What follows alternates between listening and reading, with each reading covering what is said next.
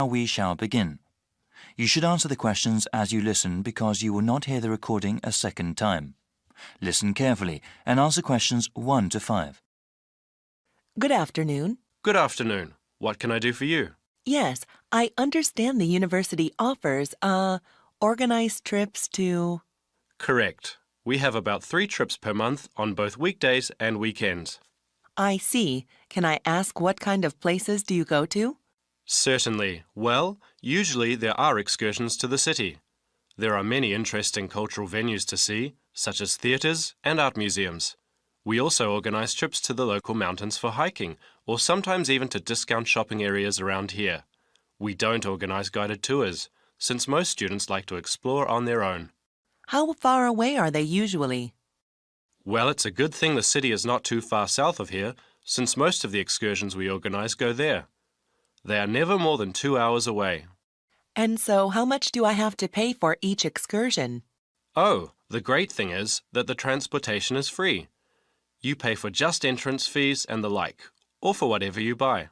That sounds great. Yes, and for certain events, like theatre shows, you can get a discount on tickets when you buy them through the school. Oh, really? So how do I buy discounted tickets? When we travel to the venue, you will be given a discount at the box office or the ticket booth if you show your school identification card. You can also purchase tickets beforehand for you and your friends from the university website at the discounted price. All right. What part of the website is it? Well, log on to the university website with your ID number. Right. The login screen on the main page. There will be a section called Campus Activities on the navigation bar on the left side. In that section, there is another link for off-campus excursions. The monthly schedule is shown there, and there is also an online form to purchase any discount tickets available. Nice. Thanks for the advice. Before you hear the rest of the conversation, you have some time to look at questions 6 to 10.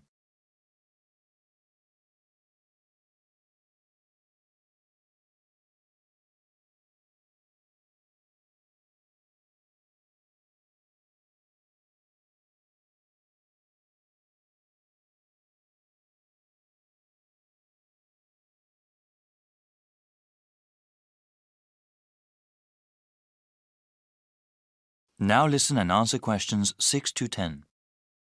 So yeah, my computer is down. Can I ask you what excursions there are this month? Yeah, it's the beginning of the school year, so the new schedule isn't up on the website yet. But I have the schedule here on my computer. We have all the dates confirmed, and when the site is updated, you'll be able to buy discount tickets from there. Thanks. I am pretty busy during the week, so maybe you could just tell me about some of the next few ones coming up on the weekends. Definitely. The weekend before October break, there is a bus going to Big River Valley Park. That's the 12th. This is a hiking trip to see fall foliage, so there will be a small entrance fee of $11 to enter the park. It's a 6-hour excursion. Oh, wonderful. The fall colors are so gorgeous that time of year. The week after October break, there is a bus going to Woodbury Grove. That's the 26th of October.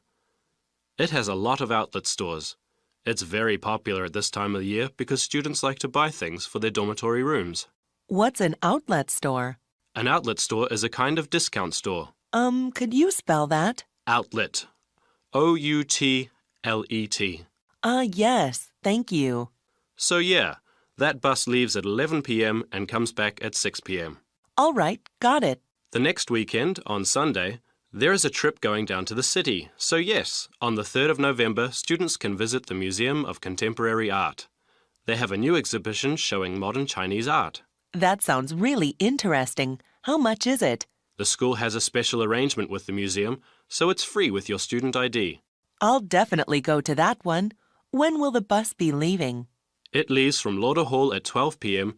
and gets back around 9 p.m., so it will be 9 hours. Wow, thanks for all the info. No problem.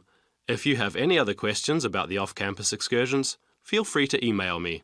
Okay, here, I have a pen. What is it? It's paladin@mail.com. Could you spell that? Paladin. Paladin @mail.com. Thanks again. It's my pleasure. Don't worry about it. That is the end of part 1. You now have half a minute to check your answers.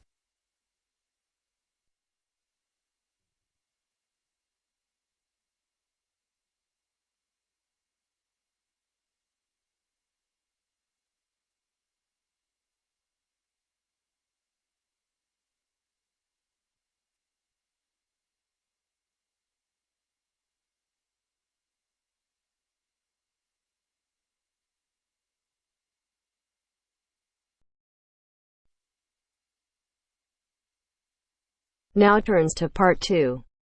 Part 2. You will hear a speaker talking about saving energy in the home. First, you have some time to look at questions 11 to 12.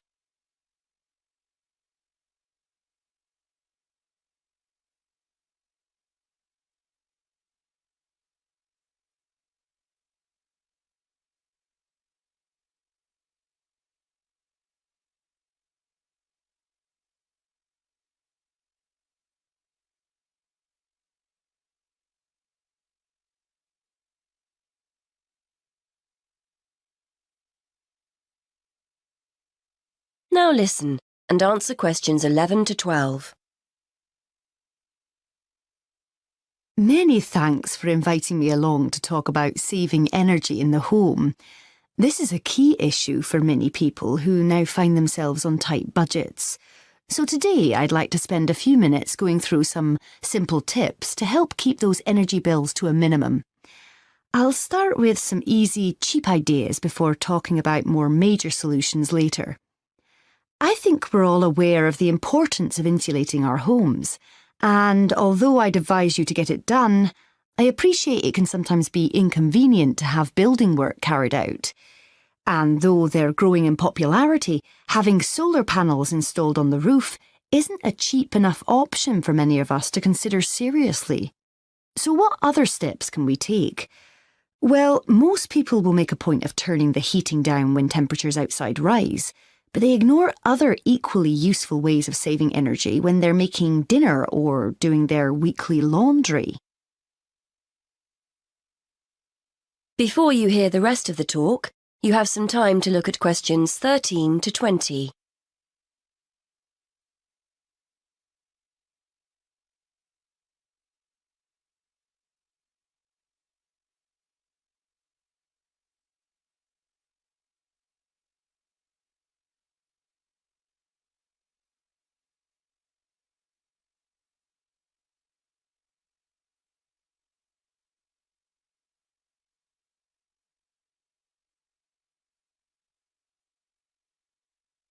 Now listen and answer questions 13 to 20. If you're living in a relatively new apartment or house, you're probably blessed with a cosy, draft-free living space. But for those of us in older properties, the chances are there are gaps all over the place where cold air is getting in. Walk around your home and place the back of your hand around window frames. Can you feel cold air coming in from outside? Get down on your knees at the doors. Is there a draft at floor level? Fix these drafts with some cheap draft excluders and savings in heating bills will begin straight away. And are you using the latest energy-saving light bulbs? I'm not recommending you go around your entire property throwing out older ones and replacing them all immediately. But next time a bulb goes, make sure you buy an energy-efficient alternative. And what about heating? If you have radiators in every room, do you need them all switched on throughout the day? If they're on timers, set them efficiently. Then there's the laptop or your TV. Do you leave them switched on overnight or on standby? Don't waste money. Turn them off. And that goes for lights as well. You'd be surprised how many people leave them on when they go out. There are also guaranteed savings to be made in the kitchen. I'm always telling my husband not to overfill the kettle when he makes a cup of tea. Why boil more water than you actually need? When you consider how many times that kettle gets used every day, you'll appreciate just how much electricity can be saved by boiling what you need and no more. And the next time you're cooking pasta or potatoes, keep a lid on the pot. The water will boil much more quickly than if you leave it off. And if you've bought yourself a pressure cooker or steamer and it's sitting in the cupboard never being used, get it out. They're much more efficient than pots and pans. Now, the refrigerator and freezer. If the fridge is next to the cooker, it's having to work harder to stay cold. But as I'm giving cheap, easy solutions here, a kitchen redesign might be out of the question. Still, there are other energy-saving steps you can take. Keep an eye on the temperature control. We often forget to turn it down in the colder winter months when a high setting is unnecessary. Also, remember to defrost the freezer frequently and try not to overfill it, as this isn't the most efficient way of using it. The washing machine is another potential money saver. A lot of people wash at 40 degrees Celsius, but it's often okay to drop the temperature down to 30 degrees Celsius with similar results. And remember to either wash full loads or select the half load programme. Again, a surprising number of people forget to do this. And is it really necessary to dry your clothes in a tumble dryer? If you have a garden or a yard, hang them outside. Or if you're drying them inside, get yourself a cheap clothes rail rather than hanging things over radiators, which robs you of valuable heat. Now, let's turn to some of the help our local council is offering to householders to save energy. That is the end of part 2. You now have half a minute to check your answers.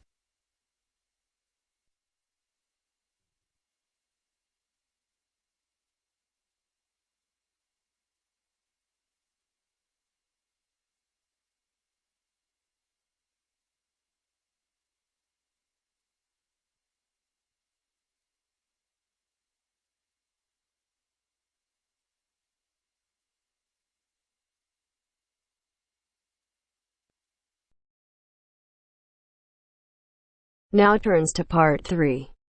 Part 3. You will hear a conversation between a university tutor and a student who has recently started at the university. First, you have some time to look at questions 21 to 25.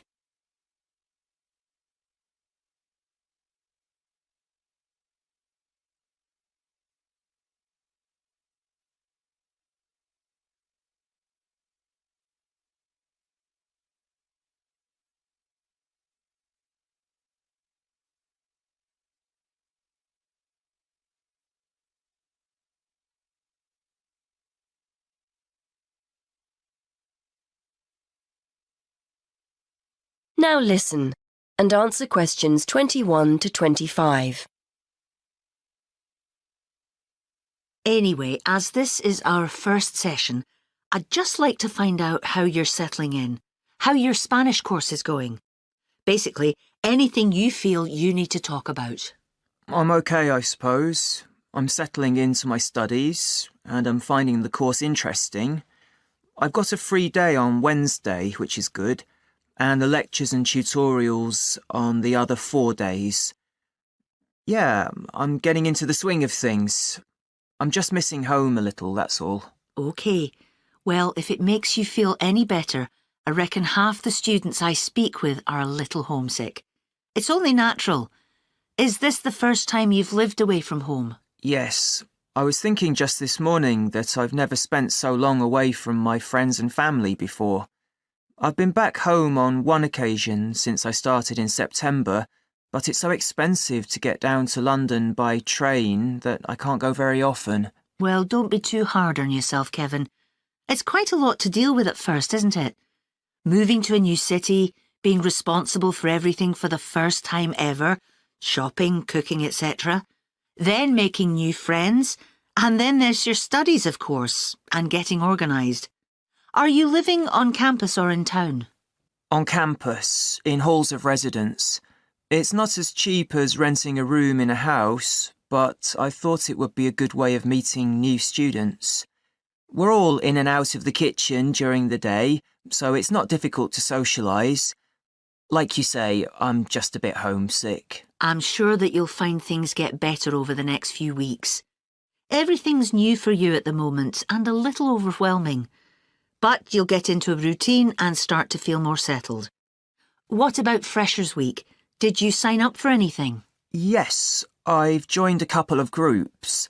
There's the Film Society, and a tutor recommended the Spanish Society, so I've signed up for that too. I've volunteered to help out on their International Food Day, making snacks, that kind of thing, and I'm looking forward to getting to know other members. You said earlier you were finding your studies okay, so that's good as well. The main thing to remember is to try to be as organised as possible. You have so much more freedom to make your own decisions here, so it's important to structure your time to factor in time for studies. If you're on top of your work, you'll feel much more able to enjoy your free time. Before you hear the rest of the conversation, you have some time to look at questions 26 to 30.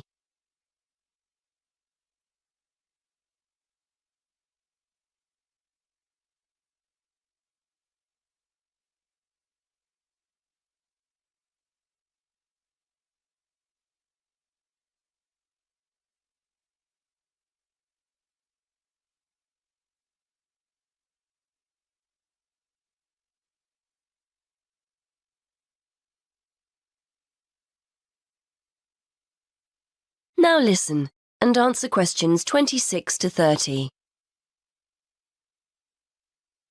I was hoping you could help me with my essay writing. I seem to be spending ages writing and rewriting essays and, well... The best bet is for you to sign up to the University Writing Tutorial Service. They have people who are in place to support students specifically with these problems. To join, just fill in the application form and give them a sample of your work. Brilliant. I didn't know anything about that. Can I give them one of my essays to look at? They won't give you feedback on a complete essay, I'm afraid, as they may not be subject experts. It's really aimed at developing your academic writing skills. Ideally, you should write something between 1,000 to 1,500 words. If you find their page on the university website, they've got a list of general topics you can try. So, do I just turn up, or do I need to make an appointment? I've got an essay deadline coming up soon, so I'd like to get help as soon as possible. You'll need to arrange an appointment. The first step is to sign up for the service. Download the application form and essay title from the webpage. Don't forget to state when you're available for tutorials on the form. Email the essay and form to the team and they'll get back to you with an appointment time. It usually takes about 1 week from when they first receive your essay to arrange an appointment. You're usually given 1 tutorial a term, but they may offer you further sessions if they think you need them. OK, I'll do that. Thanks for your help.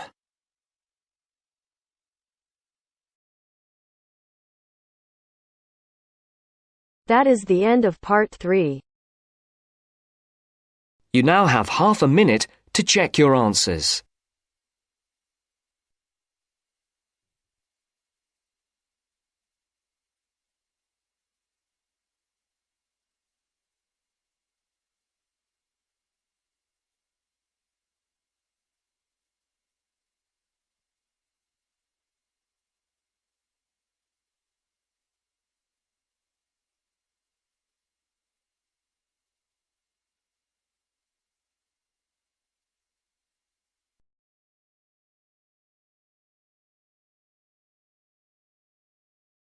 Now turns to part 4.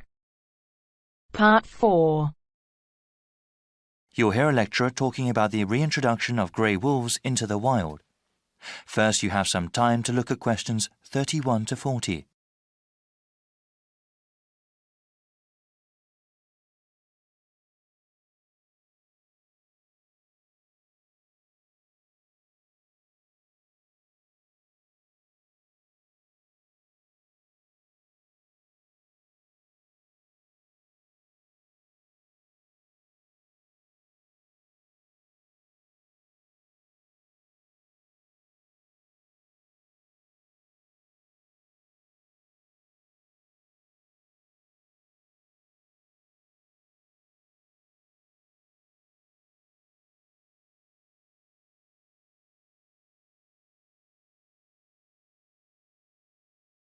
Now listen carefully and answer questions 31 to 40. I am going to talk about one of my favorite animals today, the grey wolf. Similar to other top-level predators, like the shark, wolves sometimes have a bad reputation. It is true they do sometimes attack herds of livestock that people depend on. In nature, however, grey wolves are a critical part of the ecosystem. Wolves are larger than the average dog. They also have a keener sense of smell since they are not a domesticated species and still live and hunt in the wild. They hunt in small packs and actually have a sophisticated social system. Scientists have observed that wolf packs are well defined by hierarchies. There is one hierarchy for male wolves and one for female wolves. At the top of each is an alpha male and an alpha female. They are not leaders of the pack according to the human definition, but they seem to have special privileges compared to the other wolves. This privilege has to do more with reproducing rather than having more food. Any pair of wolves in a pack may breed, but it is usually the alpha pair's wolf pups that are the most successful. Other pairs may not be able to raise their offspring to maturity, especially when there are limited resources. The alpha status among wolves is not permanent. Wolves are free to challenge the alpha male. These challenges are not necessarily physical fights, but are mostly ritual confrontations that involve bluffing and posturing. There is always the potential for violence, though, and sometimes the jockeying for the alpha status is fatal for one of the participants.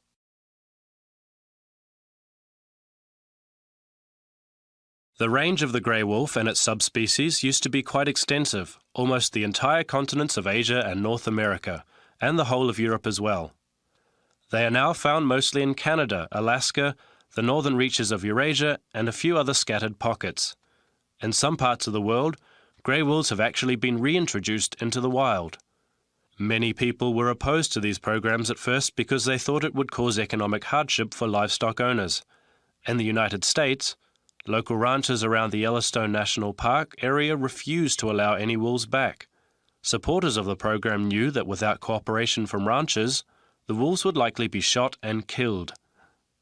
Those supporters knew how important the program was and agreed to compensate ranchers for livestock lost to wolves. This important compromise paved the way for the reintroduction of wolves to Yellowstone in 1995, where they hadn't been seen for over 70 years. The reintroduction has been a great success. Studies show that the biodiversity within the park has increased and is sustaining itself. After the last grey wolves in the park were killed in 1926, the population of elk and deer soared, decreasing the number of plants available to beaver and moose. The beaver eventually became extinct there. The population of other predator species, like the coyote, exploded. This, in turn, caused rodent populations to crash.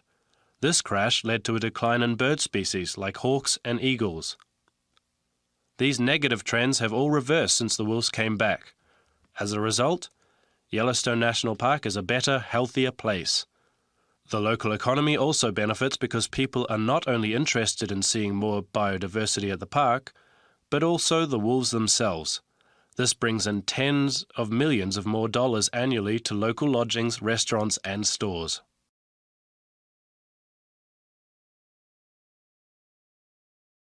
That is the end of part 4. You now have half a minute to check your answers.